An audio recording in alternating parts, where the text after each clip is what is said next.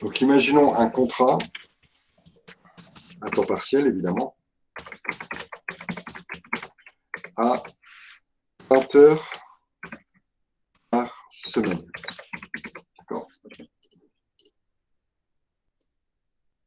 Donc, dans ces cas-là, on prend 10% du temps de travail, 10% du temps de travail, du temps de la durée hebdomadaire, c'est 2 heures, d'accord? C'est-à-dire 20 fois 0,1.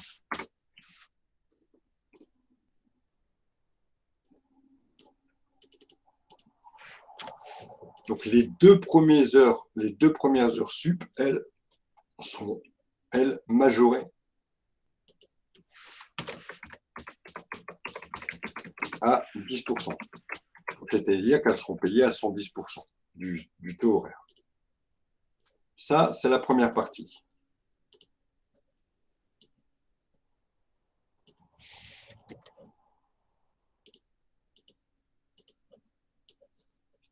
Ensuite,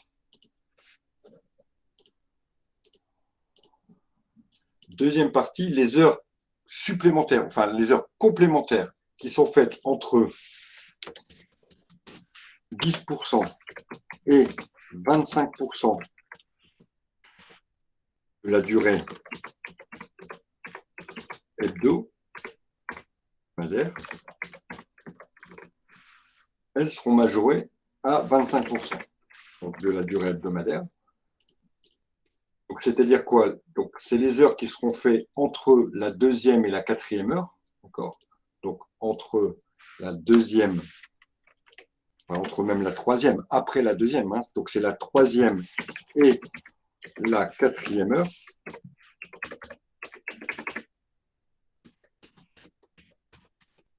La deuxième et la quatrième heure, elles, troisième et la quatrième heure, pardon, puisqu'il ne peut pas faire plus de 4 heures, puisque c'est 25%, elles seront majorées à 25%.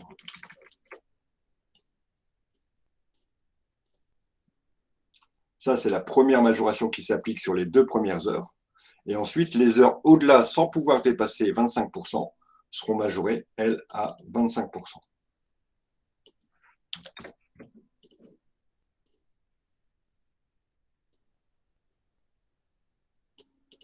Donc, sur un contrat de 20 heures, les 10 premiers pourcents en heures complémentaires seront majorés à 10%, c'est-à-dire les 10%, c'est-à-dire 2 heures.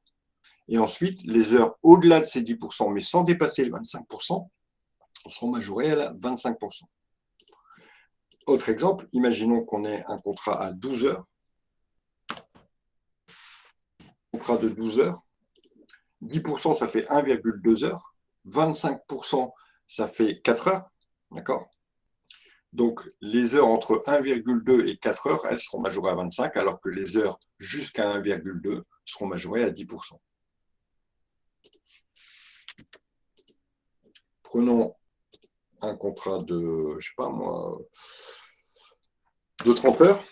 Les 3 premières heures, donc 10%, 3 premières heures seront majorées à 10%. Et les heures au-delà de ces 10% seront majorées à 25%, mais on sait que ça ne peut pas dépasser 25% du temps de départ. Voilà l'explication pour la majoration. D'autres questions?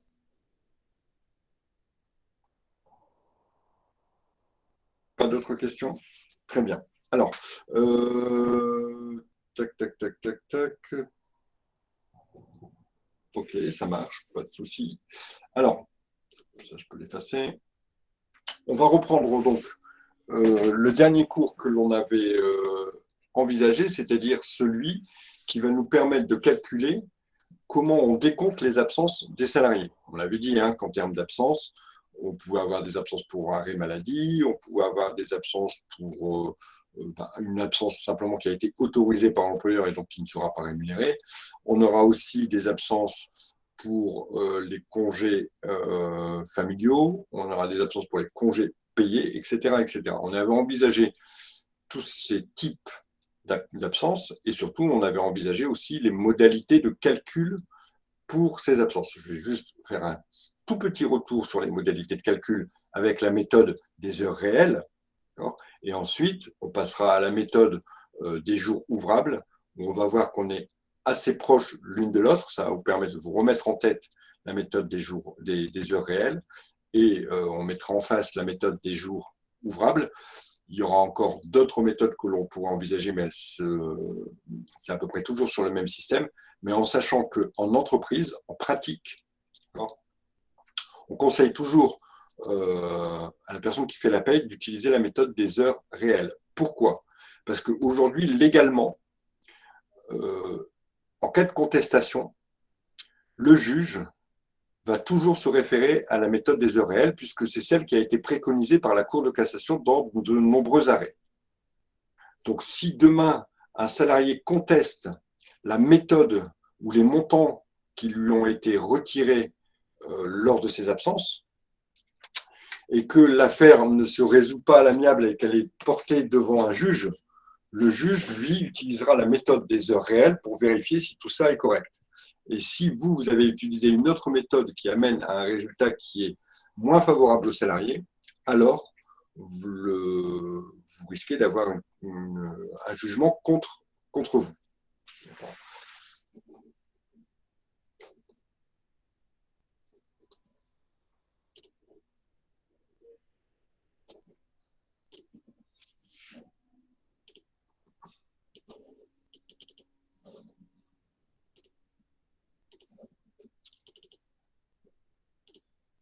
Alors, reprenons un petit peu les données du problème. On a un salarié qui a des heures d'absence, d'accord? Les heures d'absence entraînent, dans de nombreux cas, un retrait d'une partie de la rémunération.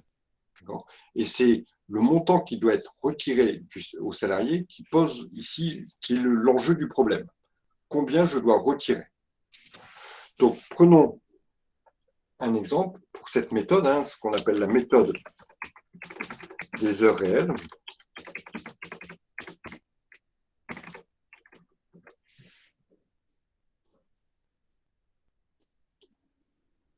Et imaginons un salarié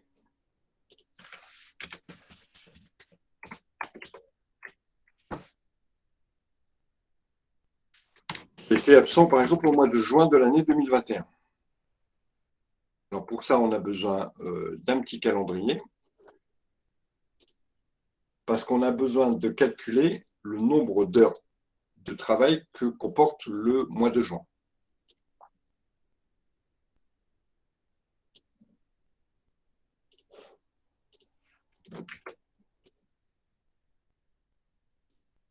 Alors voici un petit calendrier du mois de juin. D'abord, la première chose que l'on fait, je vous ai dit, dans la méthode, on va calculer le nombre d'heures de travail que le salarié aurait dû faire courant du mois de juin, courant du mois de l'absence. Donc ici, 1, calcul du nombre d'heures réelles. Alors, on va imaginer le cas assez simple d'un salarié qui travaille 5 jours par semaine du lundi au vendredi à raison de 7 heures par jour. Donc, si je compte, il aura donc normalement courant du mois de juin, il aurait dû travailler les 4 jours de la première semaine, puis 5 jours, 5 jours, 5 jours et 3 jours ici. Donc, ça fait 15 jours plus 4, 19 jours, plus 3, 22 jours. Donc, il aurait dû travailler, il y a courant du mois de juin, 22 jours de travail, à raison de 7 heures par jour. Donc, ça nous donne 154, si je ne dis pas de bêtises.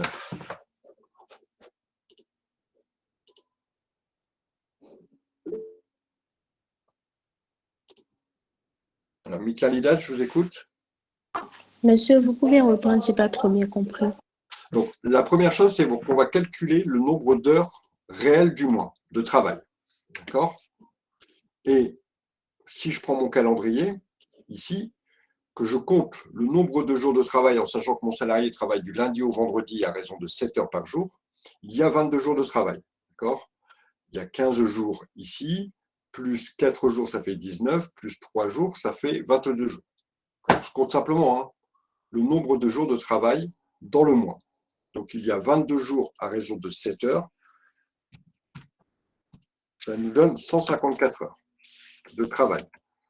Évidemment, tous ces chiffres que l'on calcule, vous vous souvenez qu'on a parlé aussi du nombre d'heures de travail effectif, on a parlé du nombre d'heures de travail mensualisé, les 154 heures, 151 heures,67, le nombre d'heures de travail hebdomadaire contractuel, tout ça, ce sont des notions qui ne sont pas les mêmes et qui ne servent pas, évidemment, au même calcul, mais qu'il faut absolument connaître. Si on vous demande le nombre d'heures réelles du mois, ben, c'est simplement le nombre d'heures réelles qu'on aurait dû travailler. Et là, on se fiche que la semaine commence, que le dernier jour de la semaine est dans le mois, etc. etc. Tout ça, on s'en fiche. La méthode où on regarde si la semaine appartient au mois, c'est celle qu'on adopte pour le calcul des heures supplémentaires. Si on n'est pas dans le calcul des heures supplémentaires, on est dans un calcul qui va nous permettre de retirer une partie de salaire au salarié parce qu'il a été absent. Donc, dans la méthode, ici, on prend le nombre d'heures réelles du mois. Deuxième point de la méthode, deuxième chose que l'on va faire, on va compter le nombre d'heures d'absence. Donc, on va déterminer l'élimination du nombre d'heures d'absence du salarié. Imaginons que dans mon cas, le salarié il a été absent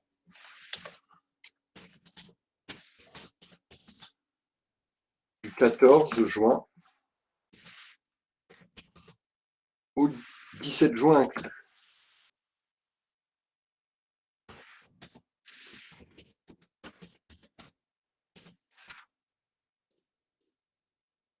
Donc je regarde, mon salarié a été absent lundi, mardi, mercredi, jeudi, soit 4 jours.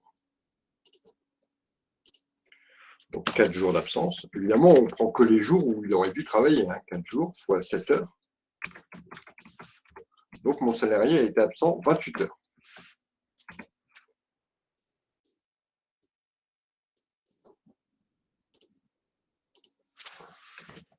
Mon salarié, contractuellement, il a un salaire de base de 2 000 euros par mois. C'est une donnée dont j'ai besoin absolument. J'ai besoin de savoir quand il a été absent, combien de temps il a été absent et quel était son salaire de base. La troisième partie de ma méthode, c'est celle de calculer la retenue qui va être défalquée au salarié. Donc, calcul de la retenue pour absence, calcul de la retenue pour absence. Et le calcul de la retenue pour absence, il se fait de la méthode suivante. On va retirer proportionnellement à ce qu'il aurait dû travailler. On va lui retirer proportionnellement. Alors, proportionnellement, il a été combien de temps absent? Il a été 28 heures sur 154 heures qu'il aurait dû travailler. Donc, ça, c'est la proportion d'absence. Quand je fais 28 divisé par 154, je retrouve la proportion d'absence. Clairement, il a été absent 18% de son temps. Donc, je lui retirais 18% de son salaire, tout simplement. C'est pourquoi ça, je vais le multiplier par son salaire. Donc, je vais faire 2000 multiplié par la proportion d'absence et ça va me donner la retenue qu'il va falloir opérer sur son salaire. Soit 363 euros 64. Voilà la retenue qu'il va falloir opérer sur son salaire. À partir de là, j'ai plus qu'à intégrer cette retenue dans le salaire. Donc le salaire, il se présente toujours de la même façon. D'accord ? On aura toujours un libellé.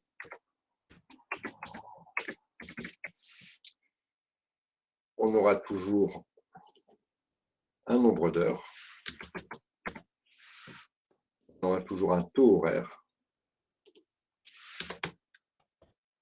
et on aura toujours un montant qui sera versé au salarié.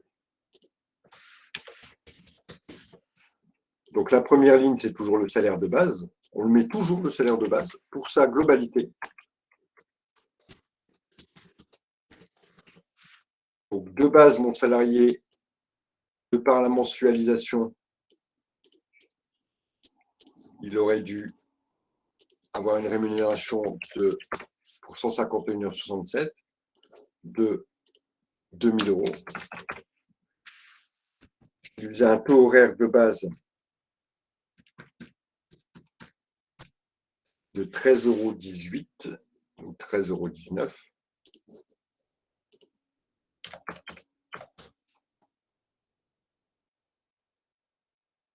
Et ensuite, il va avoir des retenues pour absence. Donc, il va avoir ici, on avait dit 28 heures d'absence.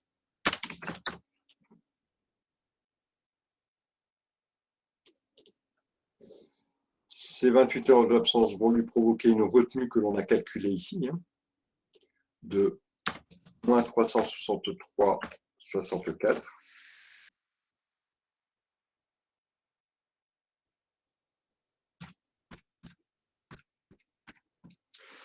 Ce qui veut dire qu'on va lui retirer à 12,98, 12,99. Donc vous voyez qu'ici, on lui retire un montant qui est légèrement inférieur à son taux horaire de base. C'est normal, c'est par le calcul que cela se fait. Ça, c'est ce que nous avons vu, ça c'était un petit rappel, d'accord? C'est ce que nous avons vu la semaine dernière. Il faut absolument que ça soit connu, on a fait des exemples, il faut que ça soit voilà, compris et bien appréhendé.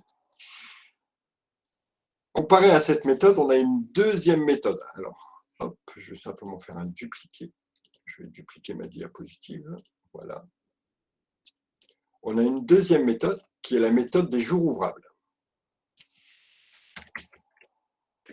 Ou la méthode des jours ouvrés d'ailleurs, parce que les deux existent. Bon, allez, on va prendre la méthode des jours ouvrés. De toute façon, après, on refait la même chose avec le nombre de jours ouvrables. Et on calcule le nombre de jours. Ici, on va calculer non pas le nombre d'heures, mais le nombre de jours ouvrés.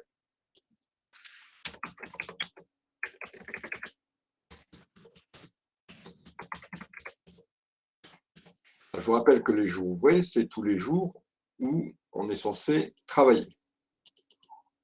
Le calcul du nombre de jours ouvrés. Donc, combien y a-t-il de jours ouvrés? Ici, il y a 15, 16, 17, 18, 19, 20, 21, 22 jours. Il y a 22 jours ouvrés. On calcule de la même façon le nombre de jours d'absence, détermination du nombre de jours ouvrés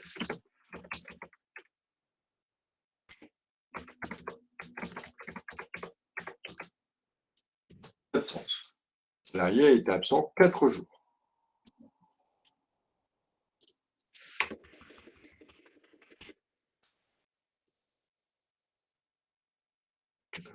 Et là, de la même façon, on va opérer un ratio entre le nombre de jours d'absence, c'est-à-dire qu'il a été absent 4 jours, sur le nombre de jours ouvrés. Il aurait dû travailler 22 jours et on va obtenir un montant. Alors on va faire le calcul, mais a priori, on devrait retrouver pratiquement le même montant.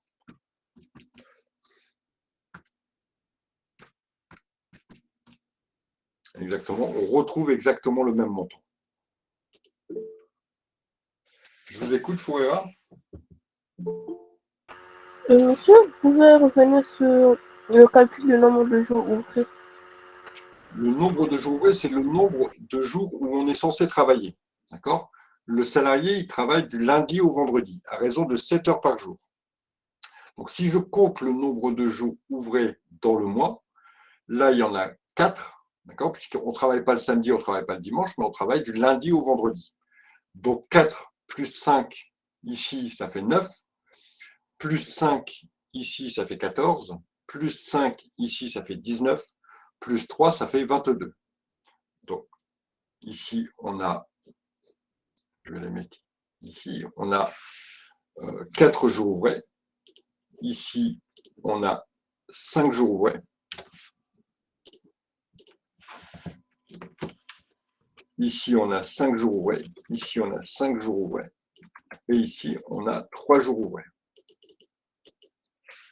Donc, le total de tous ces jours, ça fait bien 22 jours. C'est bon pour vous, Fouin? Et mon salarié, lui, il a été absent du 14 au 17 inclus, donc le 14, 15, 16, 17, il a été absent, lui, 4 jours.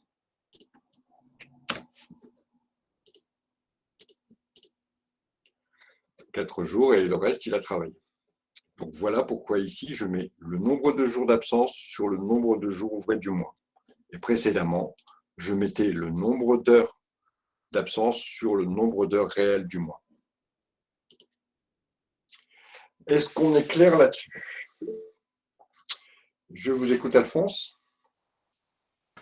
Monsieur, un salarié à temps partiel peut faire 7 heures par jour aussi? Un salarié à temps partiel, bien sûr, il peut faire 7 heures puisqu'on apprécie le temps partiel à la semaine. Aujourd'hui, l'horaire journalier, il ne sert pas à grand-chose. Il sert peut-être à une chose, c'est le temps maximum de travail par jour. Quand on sait qu'on peut travailler 10 heures par jour maximum, il sert surtout à cette appréciation-là, mais en tout cas, dans les calculs de paye, il ne sert pas à grand-chose. Puisque principalement, les calculs se feront à la semaine et au mois. C'est bon pour vous, Alphonse? Oui, monsieur. Y a-t-il d'autres questions? Non, pas d'autres questions? OK. Donc, en conclusion de ces deux méthodes, d'accord, la méthode que vous allez préférer, alors même si dans les exercices, on vous demande de faire les deux méthodes, hein, on vous demandera certainement quelle est la méthode qu'il faudrait préconiser en entreprise. La méthode qu'il faut préconiser en entreprise, c'est la méthode des heures réelles. Pourquoi? Parce que c'est celle qui est préconisée par la Cour de cassation. Et donc, si il y a un conflit avec un salarié concernant justement ses absences, alors le juge va faire le calcul avec la méthode des heures réelles. Et si votre calcul est différent et que c'est au désavantage du salarié, alors vous aurez un jugement contre vous. Et le salarié aura gagné. Est-ce que c'est clair? Oui, Anis? Excusez-moi, monsieur, j'ai pas très bien compris la première méthode. Alors, on va faire un exemple sur la première méthode parce qu'il faut absolument qu'elle soit bien comprise. Hein, parce que la deuxième méthode, c'est pratiquement la même chose. Hein. On va refaire un exemple sur la première méthode.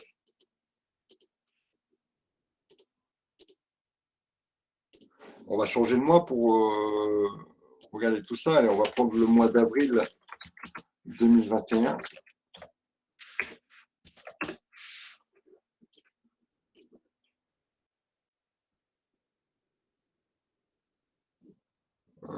Je vais plutôt prendre le mois de mars.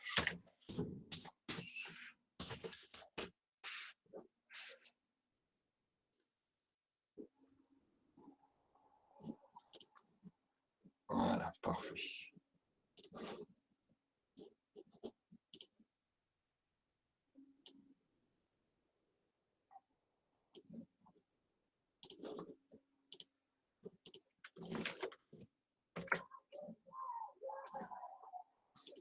Voilà, alors voilà le mois de mars 2021. D'accord. Mon salarié, hop.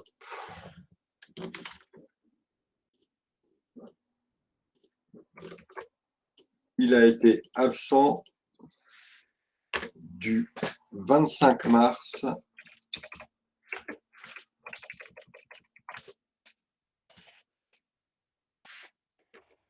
au 31 mars inclus. Mon salarié, il gagne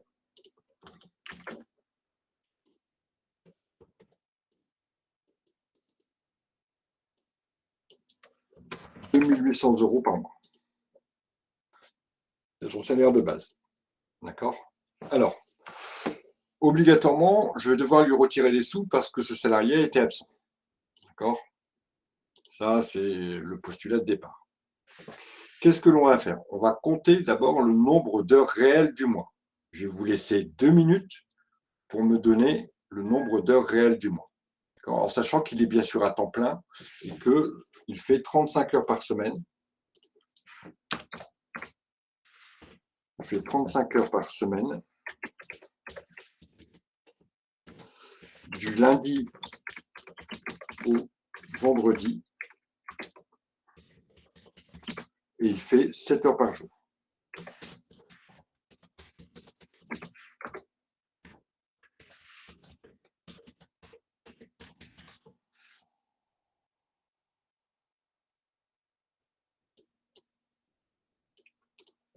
Donc ici, l'enjeu, c'est de calculer le nombre d'heures réelles.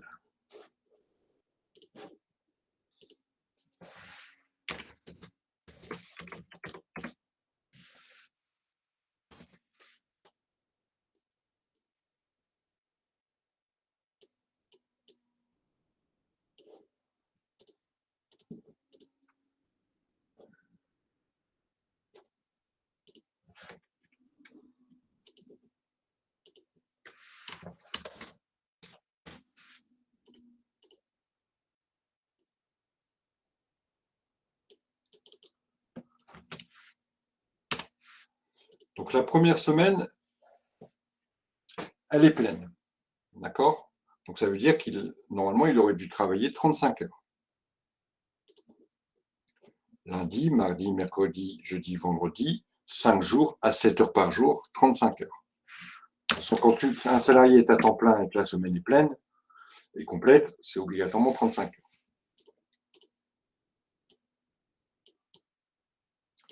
La deuxième semaine est pleine, c'est aussi 35 heures. Ainsi de suite pour encore les 2 autres semaines. Et enfin, la dernière semaine, il n'y a que 3 jours. Donc 3 fois 7, 21. Il pourra donc travailler 21 heures.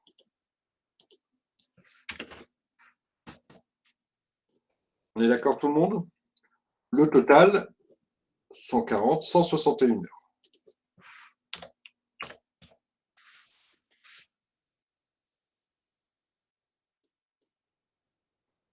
Donc, dans ma méthode, je devais en premier déterminer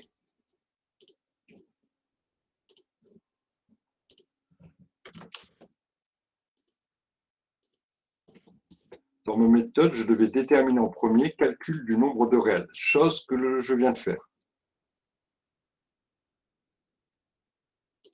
Donc, le nombre d'heures réelles, c'est 161 heures. Est-ce qu'on est OK là-dessus? Est-ce que tout le monde a compris jusqu'à présent ce que j'ai fait?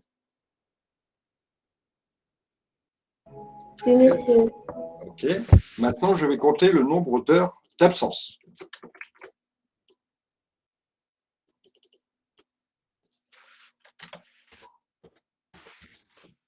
Pareil, je vous laisse 2 minutes pour calculer le nombre d'heures d'absence, sachant que mon salarié était absent le 25, le 26, le 27, le 28, le 29, 30, 31.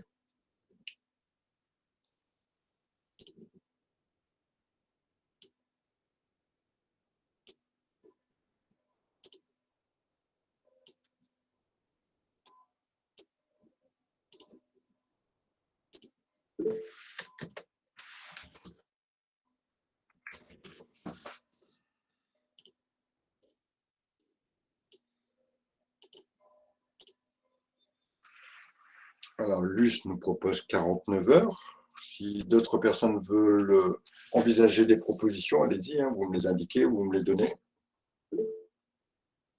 Anis, dites-moi. Monsieur, je vais essayer. Allez-y. On va pas compter le samedi et le dimanche, n'est-ce pas? Vous avez tout à fait raison. Donc, c'est le nombre d'heures d'absence où il aurait dû travailler. Hein, d'accord? Oui, donc il a 35 heures d'absence. 35 heures. Alors, vous voyez, Luce et Luce, c'est tout. Luce, il ne faut pas compter les samedis et les dimanches parce qu'il ne travaille pas normalement. Donc, on ne doit compter pour ces heures d'absence que les heures qu'il aurait dû passer au boulot. D'accord? Donc ici, il aurait dû passer 14 heures.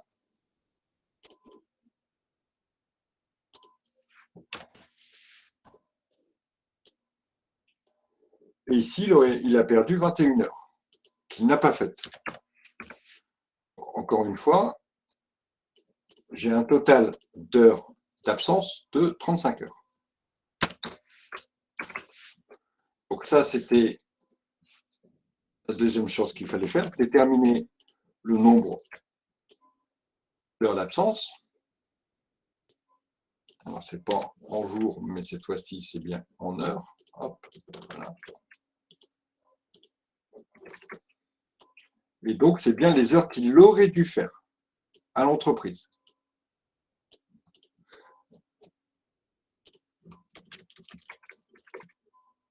On l'a fait, c'est 35 heures. Alors, ce chiffre-là, je vais le mettre de couleur verte. Ensuite, dernière chose que l'on doit faire, on doit calculer le montant de la retenue pour absence. Le calcul du montant de la retenue, comment on va faire? Si on veut apprendre la formule, on va prendre son salaire de base.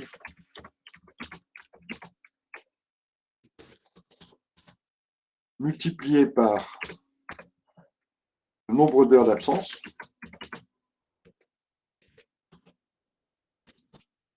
Divisé par le nombre d'heures réelles du mois.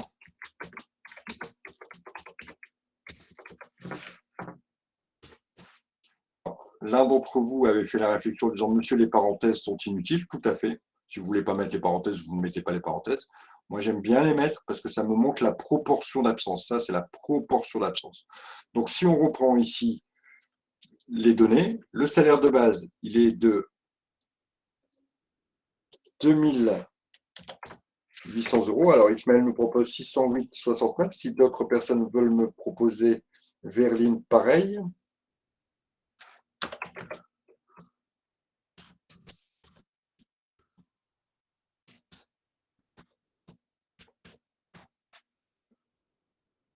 Alors, ça, on va le mettre en vert.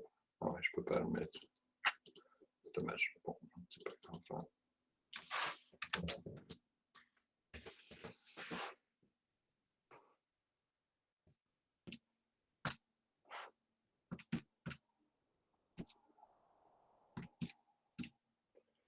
Et donc, parfait, mesdemoiselles, Aïta, parfait aussi. C'était bien le bon montant. 608,69 ou 70.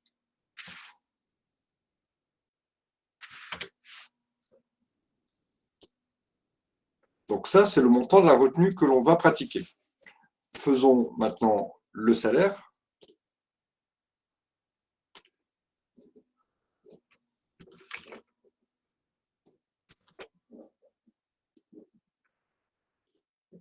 Je vous laisse peut-être faire de votre côté le montant du salaire.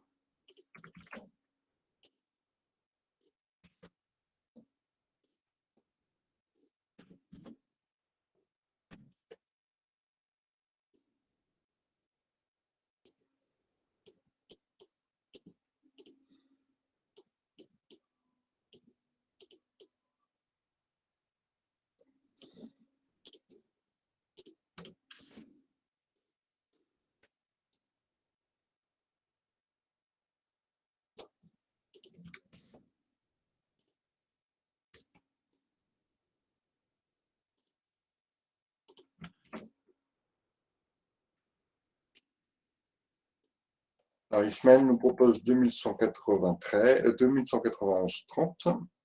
Idem pour Verline, c'est bien les filles. Alors, d'abord, ici, si on calcule le salaire de base, on va avoir un salaire de base pour 151,67 € de 2800 €. Ce qui va me donner pour une heure un taux horaire de 18,46.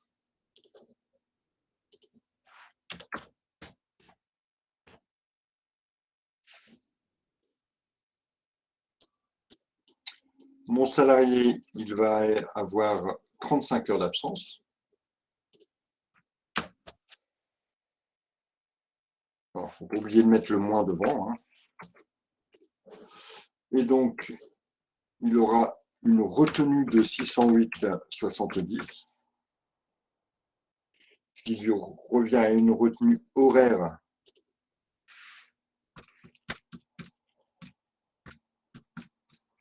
de 17,38, ce qui veut dire que finalement, le salarié aura ce qu'on appelle un salaire brut, donc le salaire brut qui est la somme de tous les éléments du salaire. Il aura un salaire brut ici de 2191,30.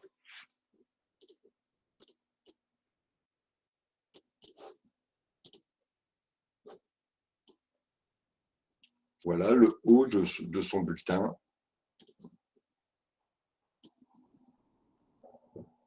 Que l'on pourrait retrouver.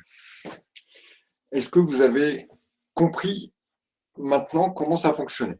D'accord? Il faut vraiment suivre la méthode. Si vous suivez la méthode, aucune difficulté à retrouver les montants. On calcule le nombre d'heures réelles du mois, pas très compliqué. Alors, on a besoin de savoir combien de temps le salarié travaille par semaine et de quel jour à quel jour il travaille. On détermine le nombre d'heures d'absence, évidemment, dès qu'on a la période d'absence. Et puis ensuite, on détermine la retenue qu'il va falloir pratiquer sur son salaire avec le prorata que l'on retire en fonction du nombre d'heures d'absence. Y a-t-il des questions? Non, c'est clair pour tout le monde? Ok, c'est très bien. Alors, ça termine ce premier chapitre sur les retenues que l'on va pouvoir pratiquer. Alors, il y aura d'autres retenues, on va voir, mais là, ce sont, je dirais, l'aspect très général des retenues qui peuvent être pratiquées sur les salaires des employés. On verra lors de nos prochains cours, c'est-à-dire mercredi, on commencera à travailler sur la problématique des congés payés et surtout l'acquisition des congés payés, dans quelles conditions on acquiert les congés payés, combien on en acquiert et quand est-ce qu'on peut les prendre. Ça va nous amener encore à des éléments assez techniques. Donc, n'hésitez pas peut-être à regarder un petit peu le cours avant mercredi pour que si vous avez des questions précises, je puisse pouvoir y répondre. Ça marche pour tout le monde? Oui, monsieur. Alors, juste entre-temps, j'ai vu que effectivement Michel m'avait envoyé un message en me disant « Monsieur, je vous ai envoyé un mail aussi ». Oui, vous m'avez envoyé un mail, Michel, en me disant que vous étiez absent parce que vous étiez malade. Chose que j'ai pris en compte, donc je vous ai mis absente sur le devoir. Ce n'est pas vous qui m'avez envoyé un mail, c'est votre camarade, il me semble. Voilà, bon écoutez, s'il n'y a pas de questions, on se retrouve mercredi. Oui, c'est bien ça. Alors, quid du cours de demain matin, mais a priori, si vous ne l'avez pas sur votre emploi du temps, c'est que l'administration n'a pas pris encore en compte ma demande. Il sera reporté à la semaine suivante, je pense, si ça ne pose pas de soucis. Voilà, écoutez, je vais vous souhaiter une bonne soirée et puis je vous dis à mercredi dans tous les cas. Au revoir tout le monde. Au revoir. Au revoir. Au revoir. Au revoir, monsieur. Au revoir, monsieur. Alors oui, Jonathan, Oui, monsieur, bonsoir. bonsoir. Oui, monsieur, comme je suis nouveau, je voudrais savoir quelles leçons vous avez déjà vues avant que je n'arrive pour les lire. D'accord. Alors, on a vu toute la première partie. Alors, je vais vous montrer sur le... Alors, normalement, à chaque fois qu'il y a une visio, on a vu le cours. Alors, je vais juste vous l'indiquer. Hop. Alors, si les autres, bien sûr, vous voulez quitter, il n'y a pas de souci. Cours P4, voilà. Hop, je vais vous montrer ça à l'écran.